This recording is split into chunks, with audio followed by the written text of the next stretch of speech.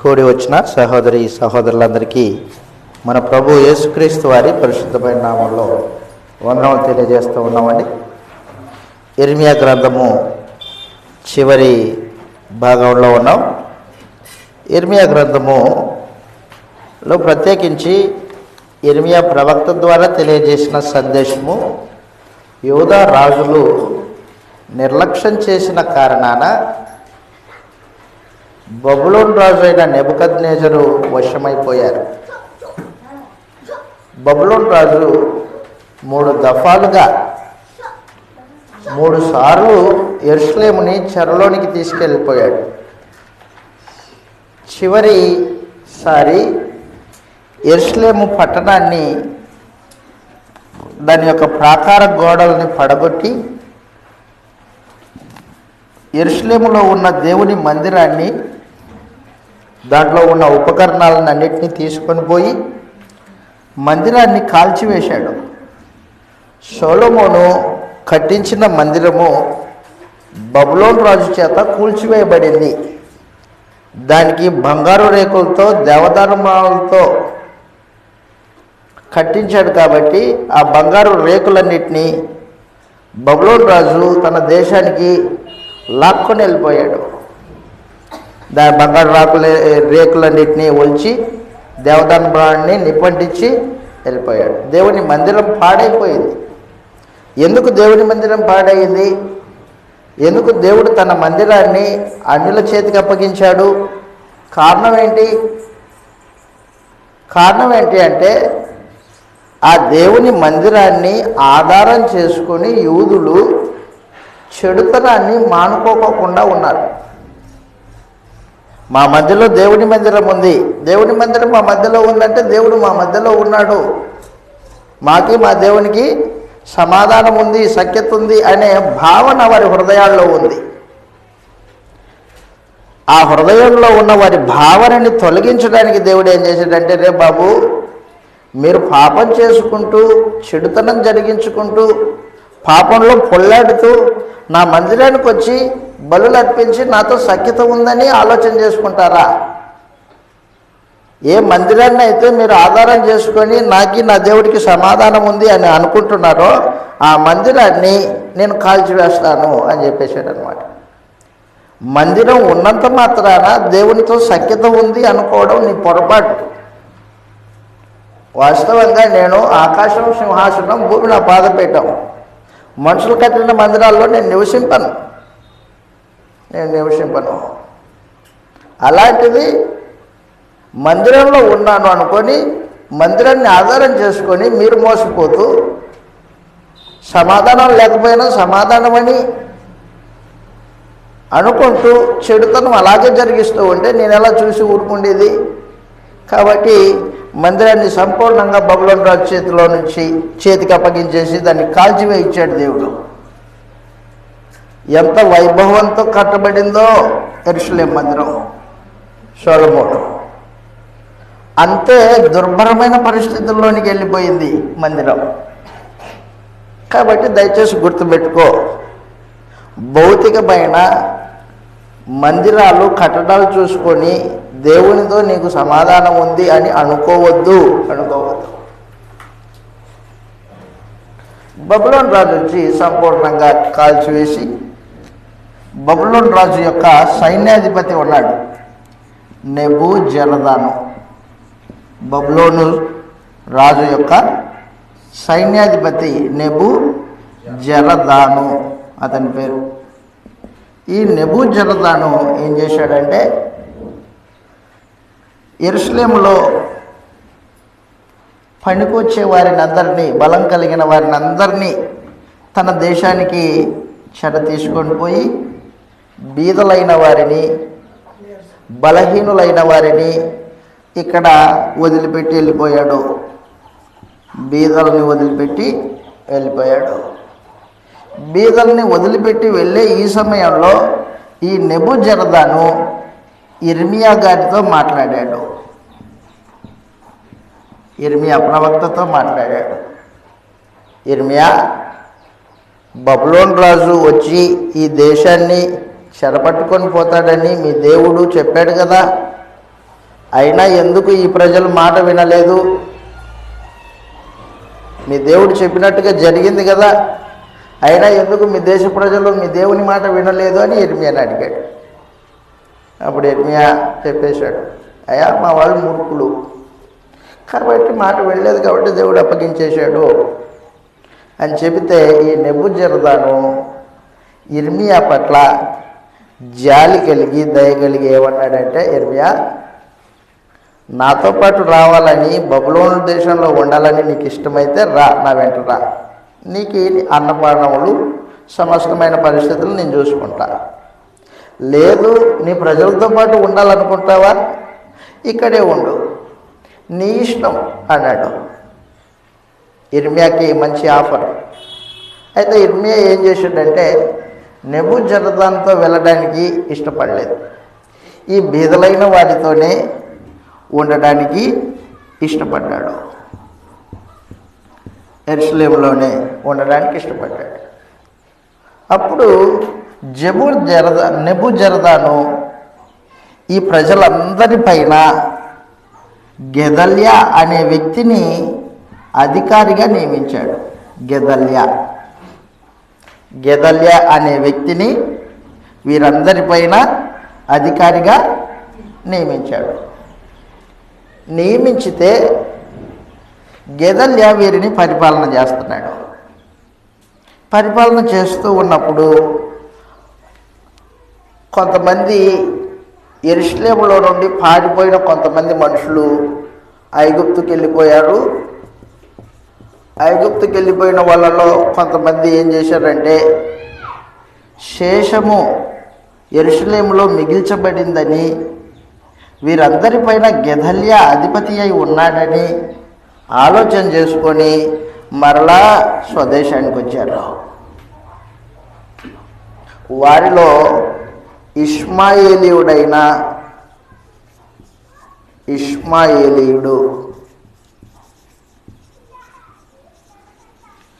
అతని పేరుంది 40వ అధ్యాయం, ఇర్మియా గ్రంథము 40వ అధ్యాయంలో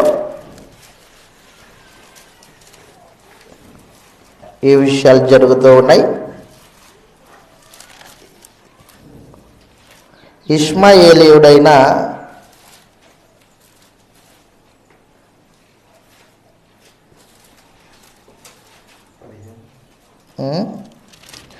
మొదటి నుంచి చదవండి, పరిస్థితులు అర్థమైతే మీకు. ఇప్పుడు చెప్పిండేదంతా మొదటి నుంచి.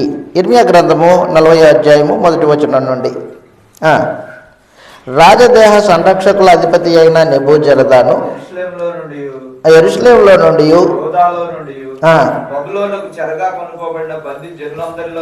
అందరిలో నుండి ఇర్మియాను తీసుకొని రామాలో నుంచి పంపివేయగా అతనికి ప్రత్యక్షమైన వాక్కు రాజదేహ సంరక్షకులకు అధిపతి ఇర్మియాను అవతలకి తీసుకొని పోయి అతనితో ఇలాగ మాట్లాడింది, ఈ స్థలమునకు నేను ఈ కీడు చేసేదని దేవుడకు యెహోవా ప్రకటించను కదా. ముందుగానే దేవుడు చెప్పాడు కదా, తాను చెప్పిన ప్రకారం యెహోవా దాన్ని రప్పించి చేయించెను. మీరు యెహోవాకు విరుద్ధము పాపం చేసి ఆయన మాట వినకపోతురి గనక మీకు ఈ గతికి పెట్టింది. ఆలకించుము. ఈ దినమున నేను నీ చేతుల సంఖ్యలను తీసి విడిపించి విడిపించుచున్నాను. నాతో కూడా బబులోనుకు వచ్చుట మంచిదని నీకు తోచినట్ల రమ్ము, నేను నిన్ను భద్రముగా కాపాడేదను. అయితే బబులోనుకు నాతో కూడా వచ్చుట మంచిది కాదని నీకు తోచినట్ల రావద్దు. దేశమంతటా నీకేమీ అడ్డం లేదు. ఎక్కడికి వెళ్ళుట నీ దృష్టికి అనుకూలమో, ఎక్కడికి వెళ్ళుట మంచిదని నీకు తోచునో అక్కడికి వెళ్ళుము. ఇంకనో అతడు తిరిగి వెళ్ళక తడువు చేయగా దేహ సంరక్షణకు అధిపతి అతనితో ఇలాగ చెప్పాడు, నెబూజరదాను ఇలాగ చెప్పాడు, బబులోను రాజు షాపాను కుమారుడైన అహీకాము కుమారుడకు గెదల్యాను యూదా పట్టణం మీద నియమించి ఉన్నాడు. అతని యొద్దకు పో, అతని యొద్ద నివసించి ప్రజల మధ్యన కాపురముండుము. ఎక్కడికి వెళ్ళుట నీకు ఇష్టమో అక్కడికి వెళ్ళు. రాజదేశ సంరక్షకుల అధిపతి అతనికి భత్యమును బహుమానములు ఇచ్చి అతన్ని సాగనంపగా ఇర్మియా మిస్పాలో నుండి అహీకాము కుమారుడైన గెదల్యా వద్దకు వెళ్ళి వెళ్ళి అతనితో కూడా దేశంలో మిగిలిన ప్రజల మధ్య కాపురం. అది సమాచారం. బీదలు, ఇర్మియా, గెదల్యా అందరూ కలిసి ఉన్నారు. కలిసి ఉంటే నెతన్యా కుమారుడైన ఇష్మాయేలు అతని పేరు. ఈ ఇష్మాయేలు అనేవాడు కుట్ర పన్నాడు. ఏంటి కుట్ర అంటే ఈ గెదల్యాన్ని చంపడానికి కుట్ర పన్నాడు. గెదల్యాన్ని చంపి ఈ బీదలైన వారిని మరొక దేశానికి తీసుకెళ్ళడానికి ఆలోచన చేస్తున్నాడు. గెదల్యాన్ని చంపడానికి ఆలోచన చేశాడు ఈ ఇష్మాయేలు. తనతో పాటు కొంతమందిని వెంట పెట్టుకొని వచ్చి బీదలతో పాటు కలిసినట్టుగా కలిసి ఈ గెదల్యాన్ని చంపేశాడు. గెదల్యాన్ని చంపేస్తాడు ఇష్మాయేలు గెదల్యాన్ని చంపిన తర్వాత ఇదంతా కుట్ర, అధికార దాహం. గెదల్యాన్ని ఇష్మాయేలు చంపేశాడు. చంపేసిన తర్వాత ఈ బీదలైన వారికి సంగతి తెలిసింది. ఎవడురా గెదల్యాన్ని చంపింది? ఎవడు? ఇగో ఈవిడే ఇష్మాయేలు చంపేశాడు. అవునా? వాడిని తరమండి. వాడిని తరిమి పట్టుకొని వాడిని కూడా చంపేశాడు. ఇప్పుడు బీదలైన ఈ ప్రజలైన వారికి ఇర్మియా వీళ్ళందరికీ నాయకుడు లేడు. నాయకుడు ఎవరు లేకపోతే ఏం చేస్తారు? ఇప్పుడు ప్రజలు యెరూషలేములో ఉంటారా? ఎక్కడ పోతారు? అప్పుడు ఏం చేశారంటే ఈ ప్రజలైన వారు ఇర్మియా దగ్గరికి వచ్చి, ఇర్మియా, నువ్వు దేవుని ప్రవక్తవు కదా, మనం ఎంత కొద్దిమంది ఉన్నామో చూడు, శేషము, దేవునికి ప్రార్థన చేయి. మనము ఇక్కడే ఉండాలా లేకపోతే వేరే దేశానికి వెళ్ళిపోవాలా? దేవుడు చెప్తాడు, దేవునికి ప్రార్థన చేయి అన్నారు. ఇర్మియా ఏం చేశాడంటే వారి మాట విని ప్రార్థన చేశాడు. ప్రార్థన చేస్తే దేవుడు సందేశం ఇచ్చాడు. ఏమని సందేశం? మీరు ఎక్కడికి పోవద్దు, ఇక్కడే ఉండండి. శేషం యెరూషలేములో ఉండండి. ఈ శేషాన్ని నేను వృద్ధి చేస్తాను, చెదిరిపోయిన వాళ్ళు మళ్ళీ రప్పిస్తారు, మీరు ఇక్కడే ఉండండి అని దేవుడు సందేశం ఇచ్చాడు. ఇర్మియా ఆ సందేశాన్ని బీదలకెళ్ళి చెప్పాడు, ప్రజలకెళ్ళి. ఏమని? మీరు ఇక్కడే ఉండమన్నాడు దేవుడు.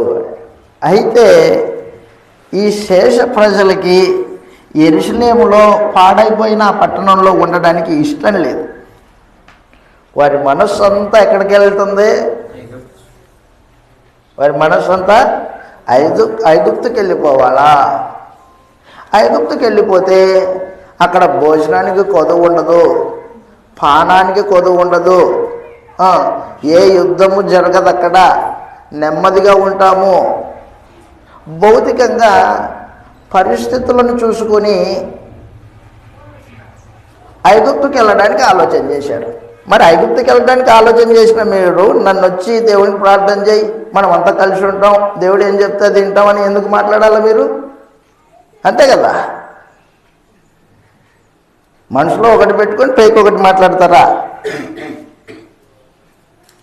ఇర్మియా కోపం వచ్చింది. దేవుడు ఇక్కడే ఉండమని చెప్పాడు కాబట్టి మనం ఇక్కడే ఉందాం అన్నారు. అంటే ఏకపట్టున ఒకే మాట మీద ఈ బీదలైన వారు శేషించిన వాళ్ళందరూ ఒకే మాట మీద ఉండి మనమంతా ఐగుప్తుకి వెళ్ళిపోదాం అన్నాడు. ఇర్మియా, నువ్వు కూడా మాతో పాటు ఐగుప్తుకి రాకపోతే బలవంతంగా తీసుకెళ్తాం, రాకపోతే బలవంతంగా నిన్ను లాక్కొని పోతాం.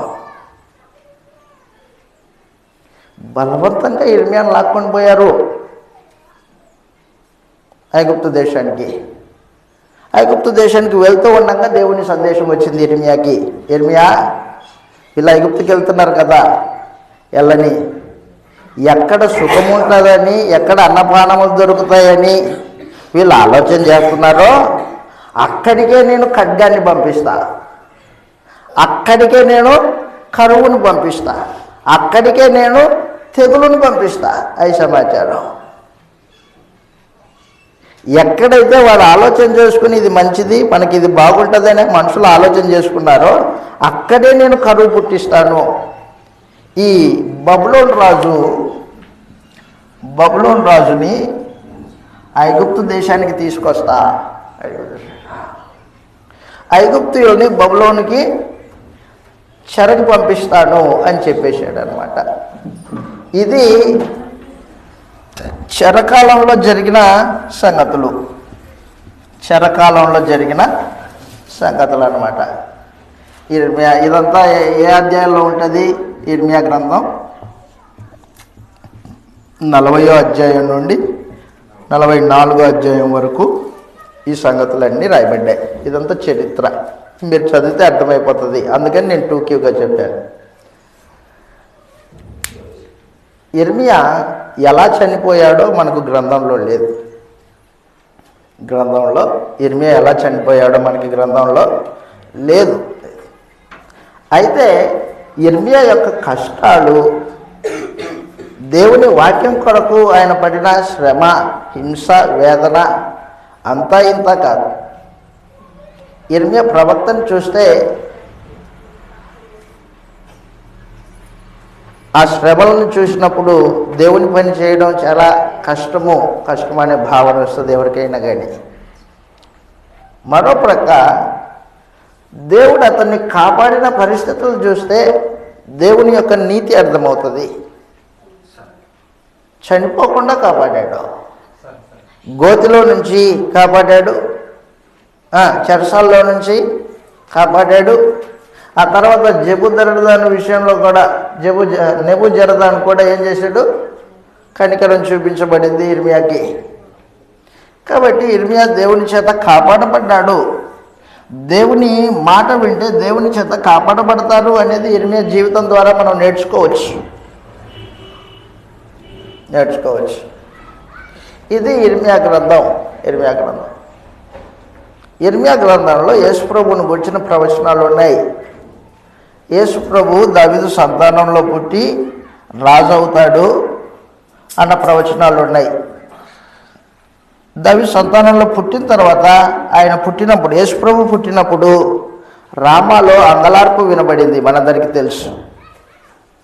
రామాలో అంగలార్పు చదువుతాం. మత్తయి సువార్త 2వ అధ్యాయం 1వ వచనంలో యేసుప్రభు పుట్టినప్పుడు రామాలో అంగలార్పు. 2వ అధ్యాయము మత్తయి సువార్త 2వ అధ్యాయం. హేరోదు రాజు యేసుప్రభువును చంపడానికి 2 సంవత్సరాల పసిబాలుడు యేసుప్రభుని చంపడానికి ఆలోచన చేశాడు. చదువుతాం. ఇలాగ రాయబడింది 16వ వచనం నుండి, 2వ అధ్యాయం 16వ వచనం నుండి. ఆ జ్ఞానులు తన్ను అపహసించిరని హేరోదు గ్రహించి బహు ఆగ్రహం తెచ్చుకొని ఆ కాలమును బట్టి బెత్లెహేములోను సకల ప్రాంతములలోను తక్కువ 2 సంవత్సరాలు వయసు కలిగిన తక్కువ వయసు కలిగిన వారి పిల్లలందరినీ వధించేశాడు. అందువలన రామాలో అంగలార్పు. అంగలార్పు అంటే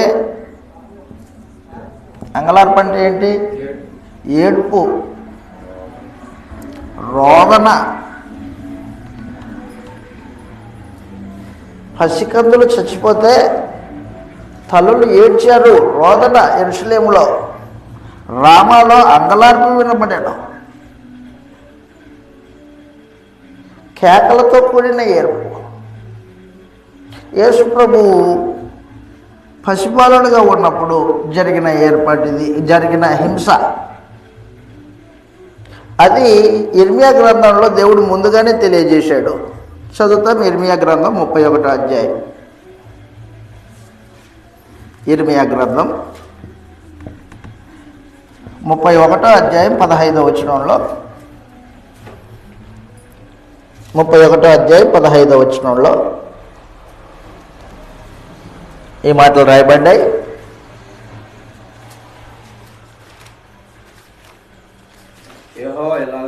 యెహోవా ఇలాగ సెలవిచ్చుచూ ఉన్నాడు, ఆలకించుడి. రామాలో అంగలార్పు వినపడెను, మహారోదన ధ్వని వినపడుచు ఉన్నది. రాహేలు తన పిల్లలను గూర్చి అది రాహేలు తన పిల్లలను గూర్చి ఏడ్చుచూ ఉన్నది. ఆమె పిల్లలు లేకపోయినందున ఆమె వారిని గూర్చి ఓదార్పు పొందనొల్లకపోయెను. యెహోవా దేవుడు ఆజ్ఞ ఇచ్చుచున్నాడు, ఏడవక ఊరుకుండు, కన్నీళ్లు విడుచటం మానుము. నీ క్రియ సఫలమై తిరిగి వచ్చేది. చాలు. రామాలో అంగలార్పు వినబడుచున్నది. ఆ రోజున బబులోను రాజు వచ్చి యెరూషలేముని పట్టుకొని పోయినప్పుడు ఏడుపు. పిల్లలు లేరు, చెరపట్టుకొని పోయారు పిల్లల్ని. కాబట్టి ఆ దినాల్లో బబులోను చెరకి పట్టబడిన యెరూషలేము బిడ్డలందరూ దాని విషయమే ఆ రోజున రామాలో అంగలార్పు వినబడింది. యేసు ప్రభు పుట్టి 2 సంవత్సరాల కాలంలో రామాలో అంగలార్పు వినబడింది. అంటే ప్రవచనము ప్రస్తుతానికి, రాబోయే కాలానికి అనే విషయం మీకు అర్థం కావాలి. ఒక ప్రవచనము ప్రస్తుతానికి, ప్రస్తుతము, అలాగే రాబోయే కాలానికి 2 విధాలుగా ప్రవచనం ఉంటుంది. ప్రవచనం యొక్క నెరవేర్పు 2 విధాలుగా ఉంటుంది. ఒకటి ప్రస్తుత కాలానికి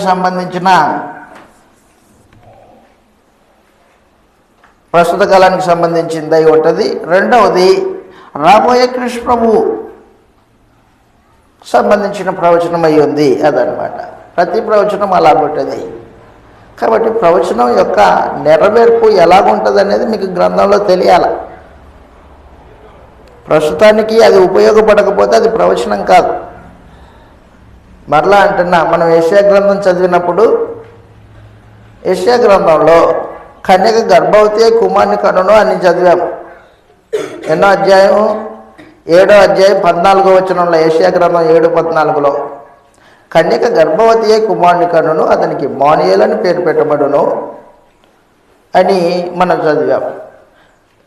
ప్రస్తుత కాలానికి, యెషయా కాలానికి ఆ ప్రవచనము ఎవరికి సంబంధించింది? అది యెషయా భార్య గర్భం దాల్చి కుమారుని కనింది.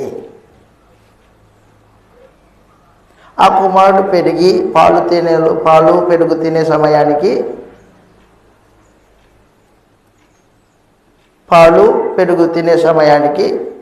యెరూషలేము పాడైపోతుంది అని దేవుడు ముందుగానే చెప్పేశాడు. కాబట్టి ఒక ప్రవచనము ప్రస్తుత కాలానికి, అలాగనే రాబో కాలానికి వర్తించేటట్టు దేవుడు ఏర్పాటు చేశాడు. ఇర్మియా గ్రంథంలో యేసు ప్రభువుని గురించిన ప్రవచనాలు ఉన్నాయి. 2వ హోంవర్క్ ఇది మీకు. ఒకటి ఏమి ఇచ్చాను హోంవర్క్? అబద్ధ ప్రవక్తల పేర్లు రాసుకొని రావాలి. 2, ఇర్మియా గ్రంథంలో ఉన్న ప్రవచనాలు, కృష్ణ ప్రభువుని గురించిన ప్రవచనాలు మీరు రాసుకొని రావాలి. ఎక్కడెక్కడ ఉన్నాయో, ఏది యేసు ప్రభువుని కూర్చో మీరు విన్నారు గ్రంథం అంతా రాసుకొని రావాలి. చివరిది ముగించుకోవడానికి ముందు నేను మీకు తెలియజేసే సందేశం ఏంటంటే, ఇర్మియా గ్రంథం ద్వారా మనం నేర్చుకోవాల్సింది, దేవుడు సార్వభౌమాధికారం కలిగిన వాడై నిబంధన సంబంధంగా కార్యక్రమాలు జరిగిస్తాడు. నిబంధన లేకుండా కార్యక్రమాలు జరిగించడు. యూదులకి నిబంధన ఇచ్చాడు ధర్మశాస్త్రం. ఆ ధర్మశాస్త్రానుసారంగానే యూదుల్ని చెరకు పంపిస్తున్నాడే కానీ ధర్మశాస్త్రానికి విరుద్ధంగా కాదు. ధర్మశాస్త్రంలో దేవుడు ముందే చెప్పాడు, మీరు నా మాటలు శ్రద్ధగా విని నా ఆజ్ఞలను అనుసరించి నడిస్తే మీకు ఆశీర్వాదాలు వస్తాయి. మీరు నా ఆజ్ఞలను అనుసరించి నడవకపోతే ఏం జరుగుతుంది? మిమ్మల్ని అన్ని దేశాల జనులకి చెరలోనికి పంపిస్తాను అని చెప్పేశాడు. మోషే ద్వారానే చెప్పించాడు ముందుగానే. నా ఆజ్ఞలను అనుసరిస్తే మీకు జీవము, నా ఆజ్ఞలను అనుసరించకపోతే మీకు మరణము. జీవము మరణము 2 ముందుగానే ధర్మశాస్త్రంలో కలిపి ఇచ్చేశాడు. జీవం ఆజ్ఞలను అనుసరిస్తే జీవము, ఆజ్ఞలు తృణీకరించి నడిస్తే మరణం. వాళ్ళు ఆజ్ఞలను అనుసరించి నడవలేదు కాబట్టి చెరలోనికి పంపించాడు. అదనమాట, మరణం వచ్చింది, చెరలోకి వెళ్ళిపోయాడు. ఈ రోజున మనకు క్రొత్త నిబంధన, ధర్మశాస్త్రం కాదు, క్రొత్త నిబంధన తేటగా చెప్పబడింది. యేసు ప్రభు రెండవసారి ప్రత్యక్షమవుతాడు. ఆయన ప్రత్యక్షమైనప్పుడు ఆయన తన వారిని పరలోకానికి తీసుకెళ్తాడు. తన వారిని, నీవు తనవాడివా కాదా అనేదే ఈ భూమి మీద ఈ జీవితంలో చూసుకోవాలా. నువ్వు బతికే బతుకు క్రీస్తు ప్రభు పక్షాన ఉండి బతుకుతున్నావా, లేకపోతే లోకము పక్షాన ఉండి లోకస్తులాగా బతుకుతున్నావా? ఈ రెండింటిని బట్టి నీకు నిత్య జీవమా లేకపోతే నిత్య నాశనమా అనేది ఏర్పాటు చేస్తాడు క్రీస్తు ప్రభు. శిక్ష విధించేవాడు ఎవడు? యేసు ప్రభువే. రోమీయులకు రాసిన పత్రిక 8వ అధ్యాయం. రోమీయులకు రాసిన పత్రిక 8వ అధ్యాయం. శిక్ష విధించేవాడు ఎవడు? యేసు ప్రభువే. 8వ అధ్యాయము 32వ వచనంలో,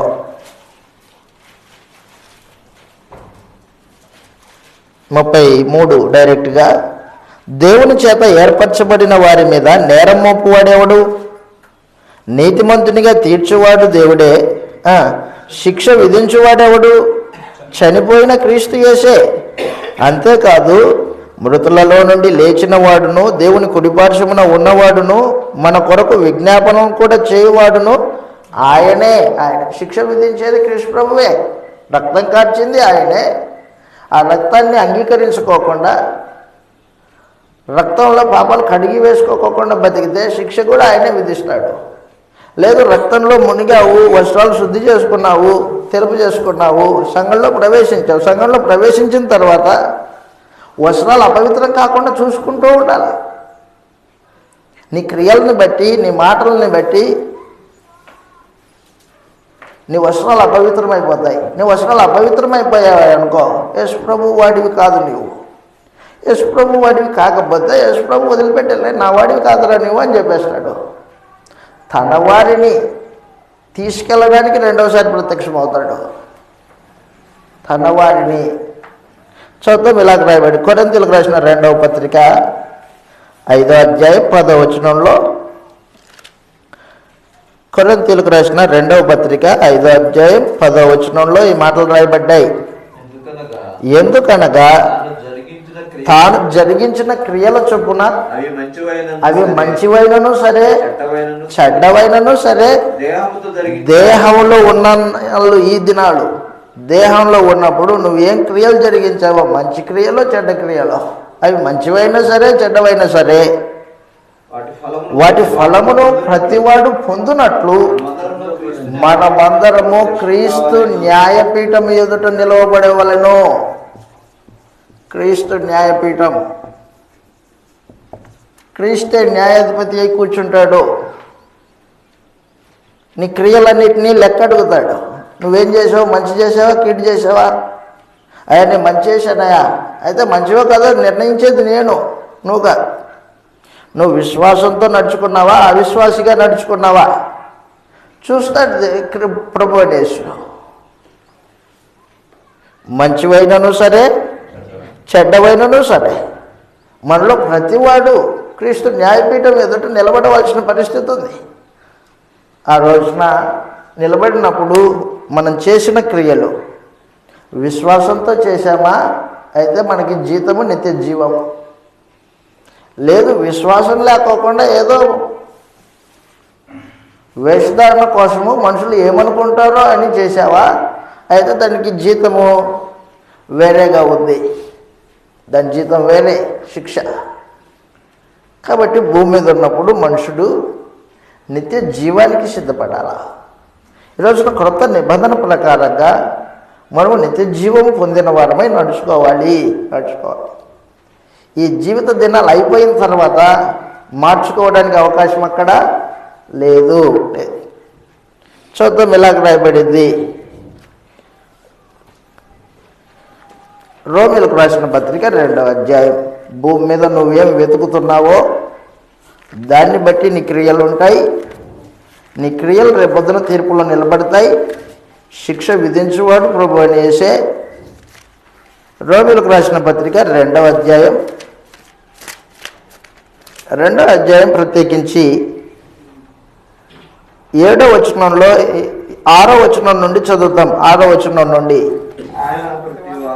ఆయన ప్రతివానికి వాడి వాని క్రియల చొప్పున ప్రతిఫలం ఇచ్చును. క్రియల చొప్పున ప్రతిఫలం. నువ్వు ఏ క్రియలు చేసావో దానికి ప్రతిఫలం ఇచ్చేస్తాడు. క్రియల చొప్పున ప్రతిఫలం ఇచ్చును. సత్క్రియను ఓపికగా చేసేవారు ఒక గ్రూపు. 2 గ్రూపులు ఉన్నారు అక్కడ. 2 గ్రూపులు. ఒకరు సత్క్రియలు చేసేవాళ్ళు. సత్క్రియ అంటే విశ్వాసంతో కూడిన క్రియలు. విశ్వాసము కలగలిపి ఉంటుంది క్రియలో, కేవలం క్రియ కాదు. విశ్వాసము ప్లస్ క్రియ సత్క్రియ.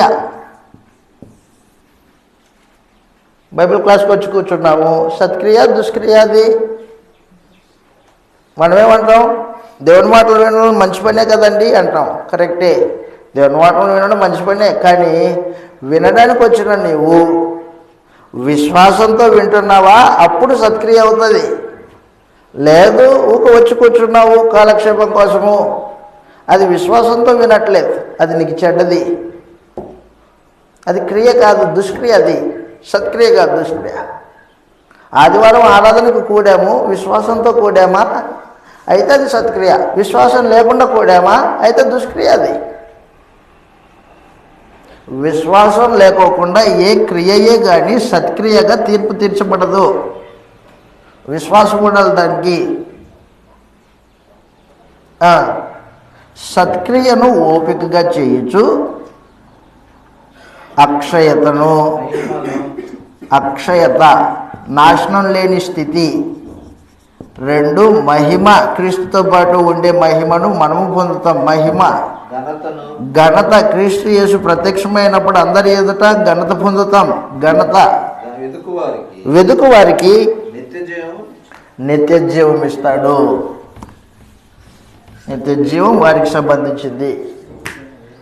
సత్క్రియలు చేసేవారికి అక్షయతను, ఘనతను, మహిమను వెతికే వాడవై ఉండాలి. భూమి మీద నీ జీవితం మహిమను వెతకాల.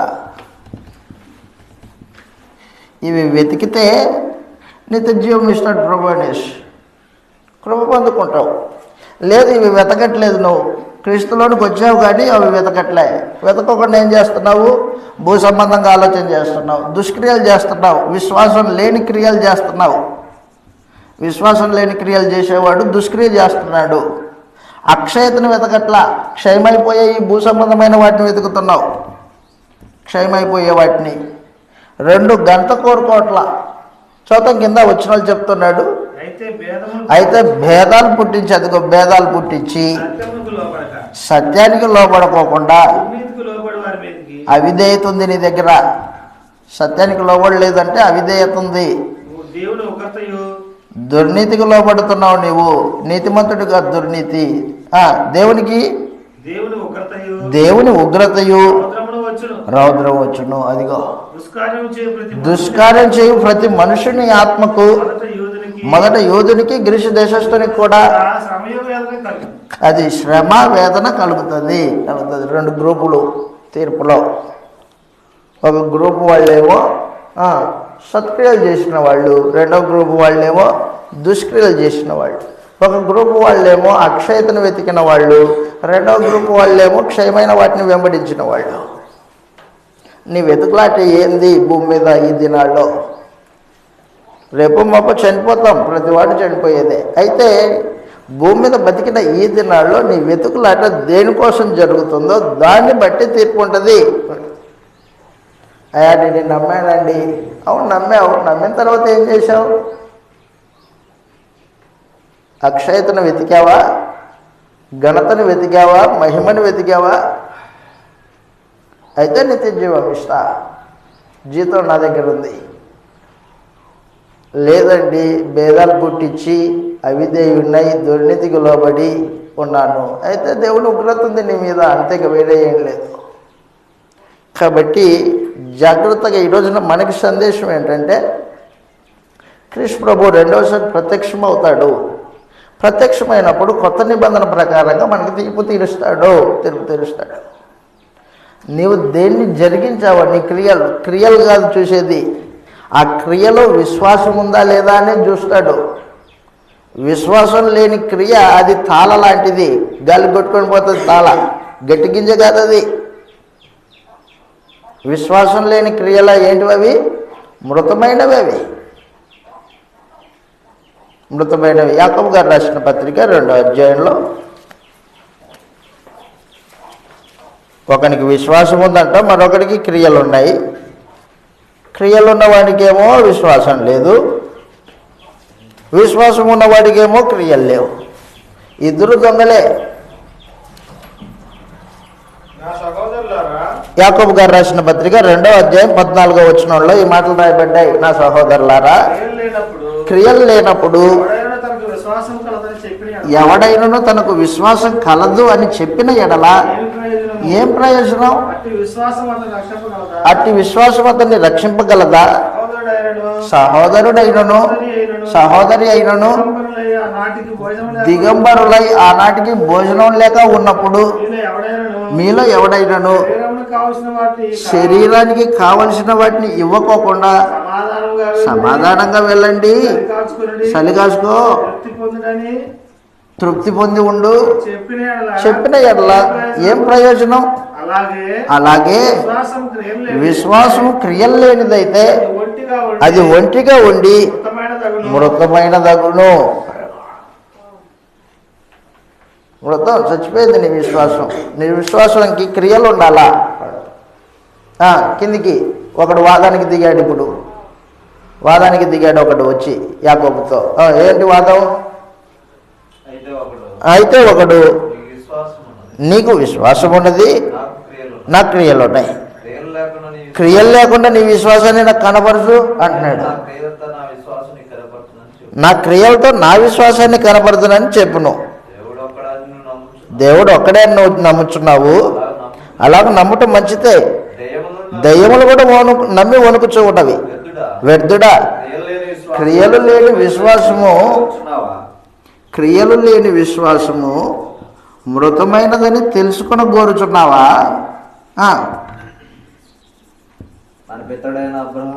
మన పితరుడైన అబ్రహాము ఉదాహరణ చెప్పాడు. ఆ రోజున అబ్రహాము ఇస్సాకుని బలిపీఠం మీద అర్పించినప్పుడు విశ్వాసం కలిగి కార్యక్రమాన్ని జరిగించాడు. ఏం విశ్వాసము? మృతులను సహితము లేపగలిగిన శక్తిమంతుడు నా దేవుడు. నేను నా బిడ్డను తీసుకెళ్ళి దహన బలి అర్పించి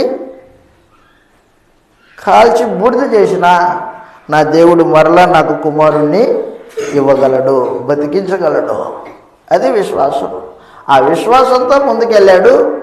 కట్టెలు పేర్చాడు, బలిపీఠం కట్టాడు, కట్టెలు పేర్చి కొడుకుని కాళ్ళు చేతులు కట్టేసి పరుణ పెట్టాడు. విశ్వాసం లేకుండా చేయలేదు. విశ్వాసము అబ్రహాము క్రియలతో కూడా కూడి ఫలితము తీసుకొచ్చింది. చదువు అక్కడ అంటున్నాడు, అదిగో విశ్వాసం అతని క్రియలతో కూడా ఉండి కార్యసిద్ధి కలగజేసిననియు, క్రియల మూలముగా విశ్వాసము పరిపూర్ణమైంది. విశ్వాసం పరిపూర్ణత చెందింది. విశ్వాసం ఉందయ్యా, విశ్వాసం ఉంటే కాదు, నీ విశ్వాసం పరిపూర్ణత చెందాల.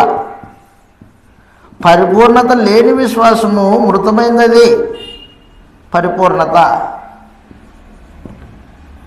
విశ్వాసం ఏమవ్వాలా? పరిపూర్ణత చెందాలా. పరిపూర్ణత చెందాలంటే దానికి క్రియలు యాడ్ చేయాలి, ప్లస్ చేయాలి. క్రియలు లేని విశ్వాసం మృతం. క్రియలు లేని విశ్వాసం మృతమైందని తెలుసుకొని కోరుచున్నావా? అయితే గుర్తుపెట్టుకో, అబ్రహాము తన కుమారుడైన ఇస్సాకుని బలి అర్పించడానికి తీసుకెళ్ళినప్పుడు అతడు విశ్వాసం కలిగి తన కుమారుడిని బలి అర్పించాడు. బలి అర్పించినప్పుడు దేవుడు తన కుమారుని మళ్ళీ తిరిగి ఇచ్చేశాడు అబ్రహాంకి.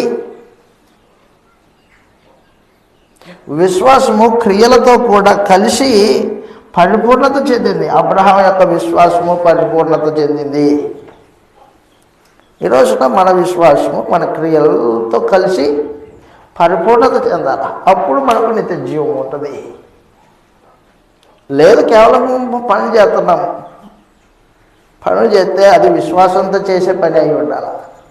ఫిలిప్పీలకు రాసిన పత్రిక 1వ అధ్యాయం.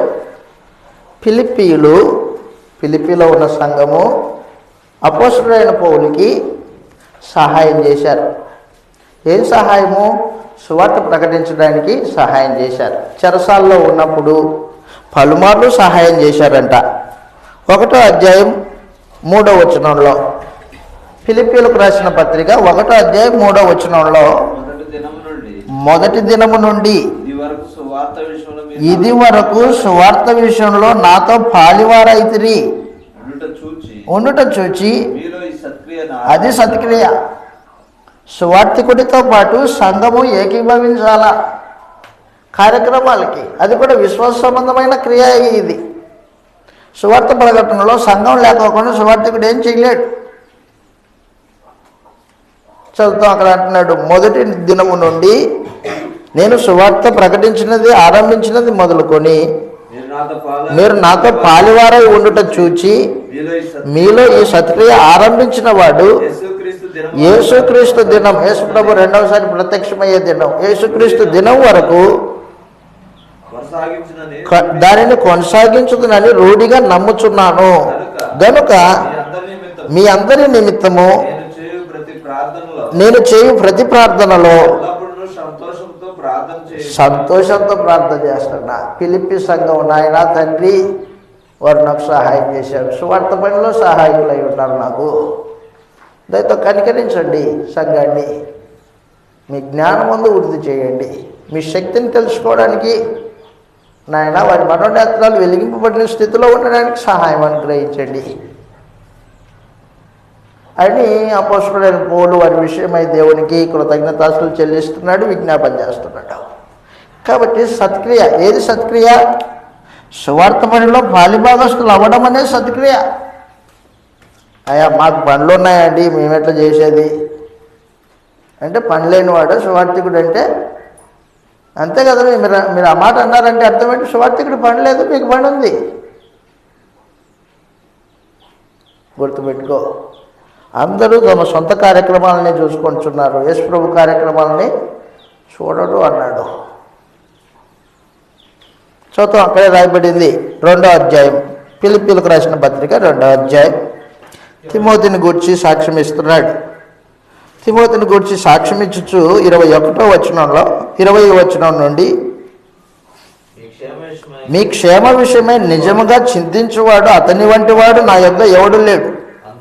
అందరూ తమ సొంత కార్యంలో చూచుకొనుచున్నారు కానీ యేసుక్రీస్తు కార్యాలను చూడరు. సొంత కార్యక్రమాలే నీకు. యేసుప్రభు కార్యక్రమాలు వద్దా? అసలు యేసుప్రభు నిన్ను కొన్నాడన్న సమాచారం నీకు తెలుసా? మర్చిపోయావు. నువ్వు యేసుప్రభుకి దాసుడివి, ఆయన యజమాని.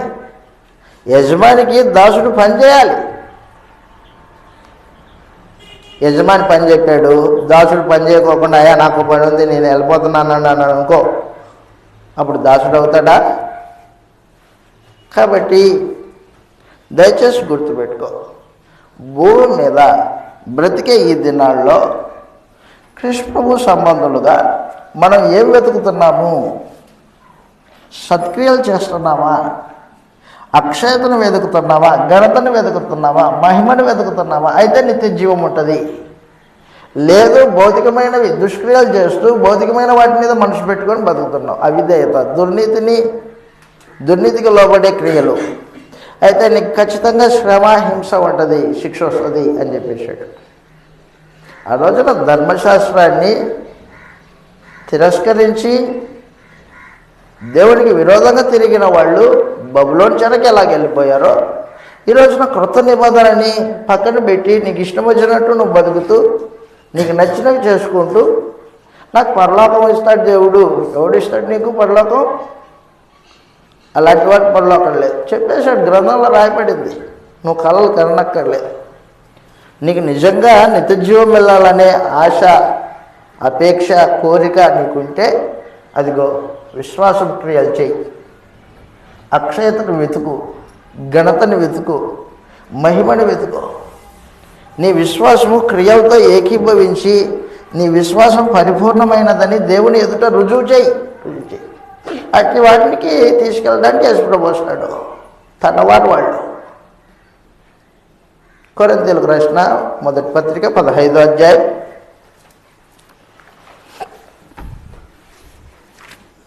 కొరింథీయులకు రాసిన మొదటి పత్రిక 15వ అధ్యాయం. యేసు ప్రభు రెండోసారి ప్రత్యక్షమైనప్పుడు తనవారు మాత్రమే లేస్తారని చెప్పాడు. అక్కడ 15వ అధ్యాయము 20వ వచనం నుండి 20వ వచనంలో, ఇప్పుడైతే నిద్రించిన వారిలో ప్రథమ ఫలముగా క్రీస్తు మృతులలో నుండి లేపబడి ఉన్నాడు. మనుషుని ద్వారా మరణం వచ్చును గనుక మనుషుని ద్వారానే మృతుల పునరుత్థానం కలిగెను. ఆదామునందు అందరూ ఎలాగ మృతి పొందుచున్నారో అలాగుననే క్రీస్తునందు అందరూ బ్రతికింపబడుదురు. ప్రతివాడు తన వరుసలోనే బ్రతికింపబడతాడు. ప్రథమ ఫలం క్రీస్తు. తర్వాత క్రీస్తు వచ్చినప్పుడు ఆయన వారు బ్రతికింపబడతారు.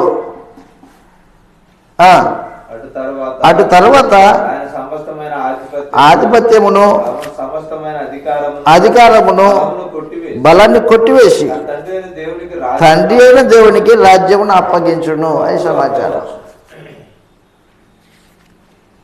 పేతురు గారు రాసిన మొదటి పత్రిక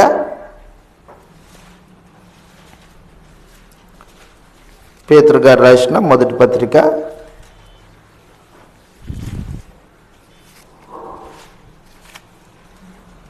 క్షమించండి 2వ పత్రిక 3వ అధ్యాయం.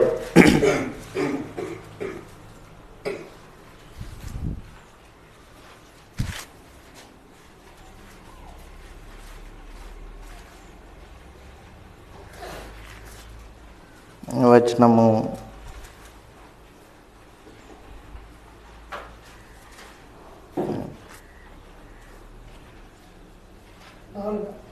చూస్తున్నాను, క్షమించండి. మొదటి పత్రిక 4వ అధ్యాయం. మొదటి పత్రిక 4వ అధ్యాయం 18వ వచనం నుండి 18వ వచనం నుండి,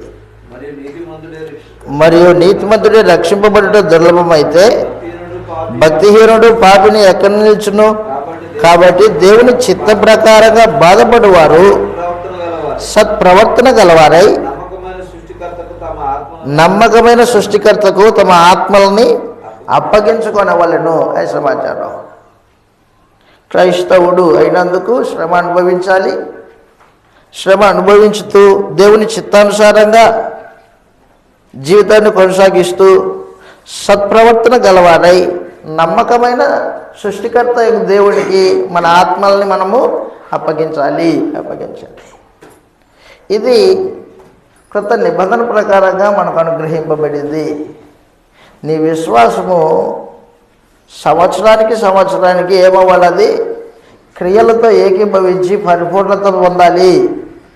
విశ్వాసం పరిపూర్ణతలోకి వస్తుందా లేకపోతే బలహీనపడి వెనక్కి వెళ్ళిపోతుందా? ఆలోచన చేసుకున్న వాళ్ళని ప్రేమతో మనవి చేస్తూ నేను ఈ మాటలు ముగించేస్తూ ఉన్నాను. దేవుడి చిత్తమైతే మరలా నెలలో మనము విలాప వాక్యములు అనే పుస్తకాన్ని చదువుతాం. దయచేసి గుర్తుపెట్టుకోండి, మీకు ఇచ్చిన హోంవర్క్ అలాగుననే విలాప వాక్యములు గ్రంథాన్ని మీరు చదువుకొని రావాల్సిందిగా ప్రేమతో మనవి చేస్తూ ఈ మాటలు ముగిస్తూ ఉన్నాను. ఓపిక విన్న మీ అందరికీ ప్రభునామమున వందనములు తెలియజేస్తూ ఉన్నాను. ప్రార్థన చేద్దాం. ప్రార్థన. సకల యుగములలో రాజయుండి అక్షయుడును అద్వితీయుడును అదృశ్యుడగు మా తండ్రి మీకు స్తోత్రములు నాయన. నీతి స్వరూపుడు వగు మా తండ్రి, పరిశుద్ధుడు అయిన మా తండ్రి మీకు స్తోత్రములు నాయన. లోకం పుట్టక మునిపే, జగత్తుకు పునాదులు వేయబడక మునిపే క్రీస్తులో మమ్మల్ని ప్రేమించి క్రీస్తు ద్వారా మేము మీకు పిల్లలుగా స్వీకరింపబడి మీ ఎదుట పరిశుద్ధులను నిర్దోషులనే ఉండవలనని జగత్తు పునాది వేయబడక మునిపే మీ దయా సంకల్పం చేత క్రీస్తునందు ప్రేమించారు. మీకు స్తోత్రములు తండ్రి. నాయన, మీరు అనుగ్రహించిన మీ గ్రంథాన్ని బట్టి స్తోత్రములు తండ్రి. మీ గ్రంథంలో మీ స్వభావము, మీ ప్రేమ, మీకు అవిధేయులైన వారికి శిక్షలు మీ గ్రంథంలో చూస్తూ మేము నేర్చుకుంటూ నాయన ఎల్లప్పుడూ మీ అందు భయభక్తులు కలిగి విశ్వాసంతో నడుచుకొనడానికి సహాయం అనుగ్రహించండి తండ్రి. మా ప్రభు అయిన క్రీస్తు రక్తం చేత మీరు మాకు చేసిన క్రొత్త నిబంధనను బట్టి మీకు స్తోత్రాలు తండ్రి. నిబంధన సంబంధులుగా మేము భూమి మీద బతుకుట్లో సహాయం అనుగ్రహించండి నాయన. నిబంధనను మీరి మాలో ఎవరే కానీ నాశనానికి జోగిపోకుండా నిబంధనలో స్థిరంగా నిలిచి నా తండ్రి మహిమను, అక్షయతను, ఘనతను వెతుకుచు విశ్వాసమును క్రియలతో కూడి పరిపూర్ణతలోనికి పొందడానికి మీ కృపను మాయలో విస్తరింపచేయవాలని ప్రార్థిస్తూ ఉన్నాం తండ్రి. నాయన, మా అజ్ఞానకృతములు అవిధేయత్వం దయతో క్షమించండి. మా ప్రభు అయిన యేసు రెండవసారి ప్రత్యక్షమైనప్పుడు మా ప్రభువుతో పాటు మేమును మహిమలో ప్రత్యక్షమవడానికి సహాయం అనుగ్రహించండి తండ్రి. ఆ రీతిగా భూమి మీద మా క్రియల్ని సత్క్రియలుగా, విశ్వాసంతో కూడిన క్రియలుగా మలుచుకుంటూ మిమ్మల్ని సంతోషపరచడానికి సహాయం అనుగ్రహించండి నాయన. మా ప్రభు అయిన యేసు మమ్మల్ని తన రక్తం చేత కొనుక్కొని